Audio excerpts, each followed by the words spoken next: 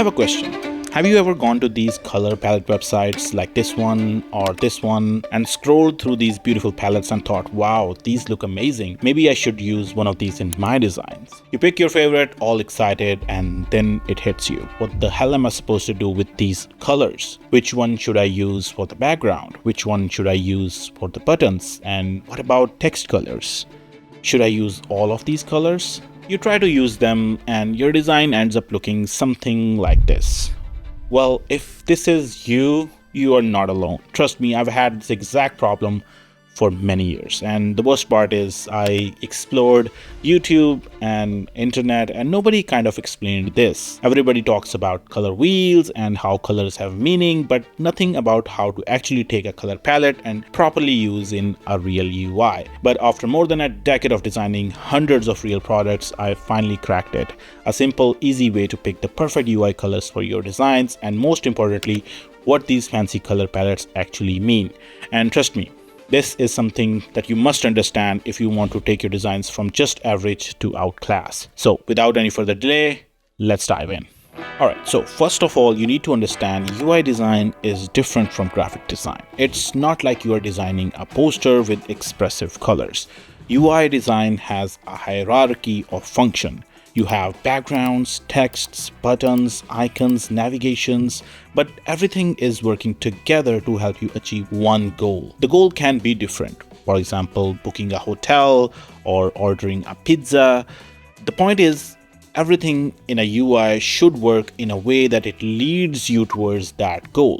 But if you have too many colors, well, it can distract you from getting to that goal. On the other hand, if there are no colors and everything is black and white, it can be a bit too dull and you will actually find it harder to focus on where you want to click to achieve that goal. So you have to find a balance, and that balance in modern web design is that you really only need one main color, also known as your primary color.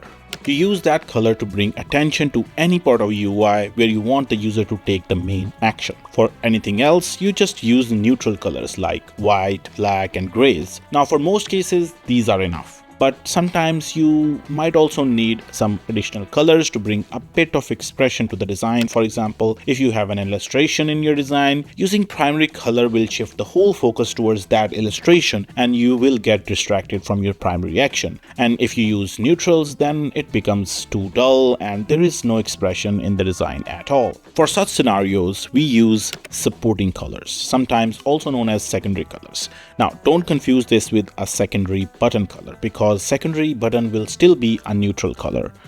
I will explain that later. These are just supporting colors for adding some expression to design, for example, in illustration. Look at this Headspace app design. Blue is their primary color, their main action color. And these orange and yellow colors are just supporting brand colors for expression and warmth. Everything else is just black, white, and grays. Now, you have to be very careful when choosing these supporting colors because they shouldn't be random. They should complement your primary color. I'll show you how to pick these supporting colors later. The question that will come to your mind is then why there are so many beautiful palettes on these websites and why can't we use them in our UI design? Well, the thing is that these are actually not UI color palettes. These are just a bunch of colors that look good together visually. If you are making a poster using these palettes, it will look amazing. But if you are using them together in a UI, your design will look as messy as a toddler's finger painting. So then how do we actually pick the right colors for UI design? And if we were to use these palettes, how do we use them correctly? To understand this, let's take a look at a real-world scenario. Mostly when you're designing for a brand, they will give you only one color. They call it their brand color, for example, this blue color. In this case, life becomes so much easier because that one color instantly becomes your primary color. This is the color that you will use for your main actions, like your buttons, your active states, your links, the stuff that you want users' eye to go towards. Everything else, and I really mean everything else, should come from neutral colors, which are black, white, and a range of grays. But this is where you will hit a few problems. Problem number one, I have a blue primary button, but what about hover or press state? This is where tints and shades come in. In simple words, tint is a lighter version of your base color. A shade is a darker version of your base color. You can create tints and shades manually by adding white or black to your base color, but there are free tools to do this automatically. One that I recommend is my own Figma plugin called Baseline. Here, I just paste in my base color and it generates all these tints and shades automatically. 500 is for the base color, 100 is the lightest, and 950 is the darkest. So now I can use this blue 500 for the default button, blue 600 for the hover state, and maybe blue 700 for a pressed state of a button. Same applies for neutrals. You can get a full range of grays between black and white from this plugin. The second problem that you will face is, what about the semantic colors like errors, success, and warning colors? Well, if the company doesn't give you their semantic colors, just borrow the standard ones from popular design systems like Material Design. And just like before, make tints and shades of these semantic colors too, so that you can use lighter or darker variants depending on the situation. Now, the third problem and the main problem that you will face is, what about if I need some illustration or just want to add some color to my design? Now, this one is a bit tricky. If you use your primary color for your illustrations or expressive backgrounds, you might distract the user from the main action. If you are using neutrals everywhere, it will look boring. So for this, as we talked about earlier, we need supporting colors. Now, how do we pick them?